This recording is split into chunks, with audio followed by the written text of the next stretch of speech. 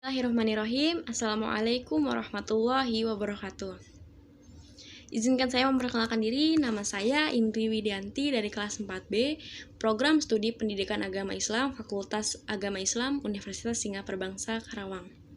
Nah, pada kesempatan kali ini, saya akan sedikit mengulas materi pertemuan ke-8 hingga pertemuan ke-13 mata kuliah Filsafat Pendidikan Islam. Pertemuan pertama itu ada pendidikan multikultural. Apa sih pendidikan multikultural? Pendidikan multikultural adalah proses pengembangan seluruh potensi manusia yang menghargai pluralitas dan heterogenitasnya sebagai konsekuensi keberagaman budaya, etnis, suku, dan aliran atau agama.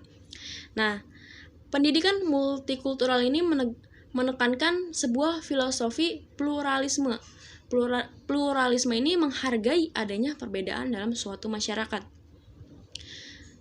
ke dalam sistem pendidikan yang didasarkan pada prinsip-prinsip persamaan atau equality, saling menghormati dan menerima serta memahami, dan adanya komitmen moral untuk sebuah keadilan sosial. Lalu pada pertemuan ke-9 itu ada pemikiran pendidikan menurut Ibnu Khaldun. Siapa sih yang gak kenal Ibnu Khaldun? Ibnu Khaldun adalah seorang pakar sains Islam, bapak ilmu sejarah atau sejarawan muslim. Beliau juga sebagai filosof, ekonom, politis, sekaligus pendidik.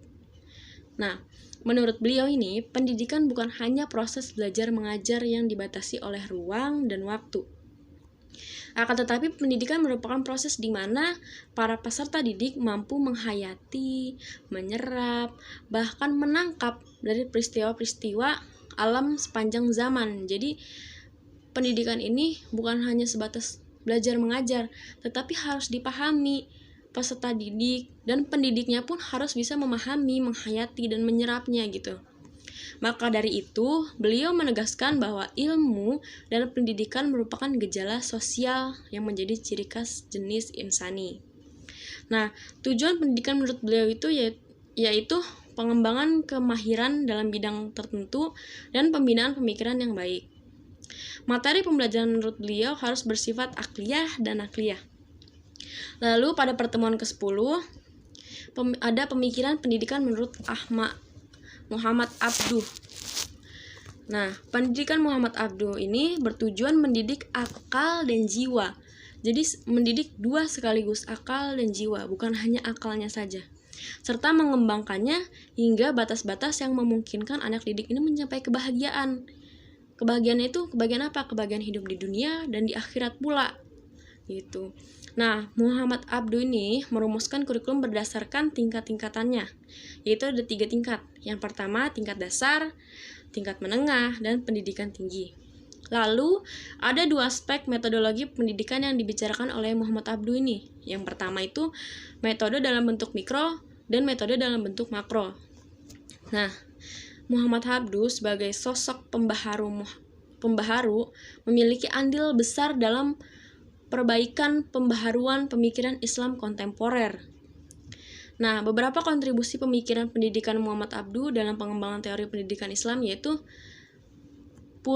purifikasi, reformasi pendidikan, formulasi, dan penyatuan ilmu agama dan ilmu pengetahuan. Lalu lanjut pada pertemuan ke-11 ada pemikiran pendidikan menurut Kiai Haji Ahmad Dahlan, atau yang biasa kita kenal itu Muhammad Darwis. Nah, beliau ini lahir di Kauman, Yogyakarta pada 1 Agustus tahun 1868. Sebelum beliau mengikuti organisasi Muhammadiyah atau mendirikan organisasi Muhammadiyah ini, Kiai Haji Ahmad Dahlan ini mempelajari perubahan-perubahan yang terjadi di Mesir, Arab, dan India untuk kemudian mencoba menerapkannya di Indonesia. Nah, Ahmad Dahlan juga sering mengadakan pengajian agama di langgar atau yang biasa kita sebut surau atau musolah ya. Nah, pada tahun 1912, beliau memiliki ide-ide yang dikemukakan. Nah, Kiai Haji Ahmad Dahlan ini membawa perubahan dalam lembaga pendidikan Islam yang semula bersistem pesantren menjadi sistem klasikal, di mana dalam pendidikan klasikal tersebut dimasukkan ke dalam pendidikan umum madrasah. klasikal ini apa sih? Jadi klasikal ini penggabungan antara sistem pesantren dengan sistem pendidikan barat gitu. Jadi pendidikan nilai positif dari pendidikan barat itu digabungkan terhadap sistem pendidikan pesantren gitu. Nah, meskipun demikian, Kiai Haji Ahmad Dahlan tetap mendahulukan pendidikan moral atau akhlak, pendidikan individu, dan pendidikan kemasyarakatan. Lalu pada pertemuan ke-12 ada pemikiran pendidikan menurut Kiai Haji Hasyim Asy'ari. Nah, Kiai Haji Hasyim Asy'ari ini dilahirkan di desa Ngedeng, Jombang, Jawa Timur pada hari Selasa Kliwon tanggal 24 Zulhijjah. Nah, pemikiran pendidikan Kiai Haji Hasyim Asy'ari ini meliputi tujuan pendidikan, konsep peserta didik, kurikulum, metode pembelajaran, dan evaluasi pendidikan. Nah, pemikiran pendidikan Kiai Haji Hasyim Asy'ari ini hampir sama dengan sekarang yang kita pakai gitu ya, hampir sama dengan kurikulum 2013 gitu.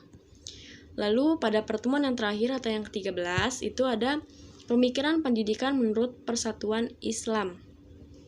Nah, pada dasarnya perhatian persis atau persatuan Islam ini ditujukan terutama pada penyebaran paham Al-Quran dan Sunnah. Nah, peran Persis sebagai salah satu organisasi Islam sangatlah besar, misalnya dalam bidang pendidikan, ialah dengan menyelenggarakan kelas pendidikan akidah dan ibadah bagi orang dewasa.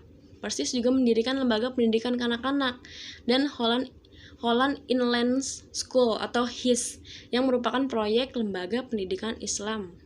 Kemudian pada tanggal 4 Maret 1936 secara resmi Persis mendirikan pesantren Persis yang pertama dan diberi nomor 1 di Bandung.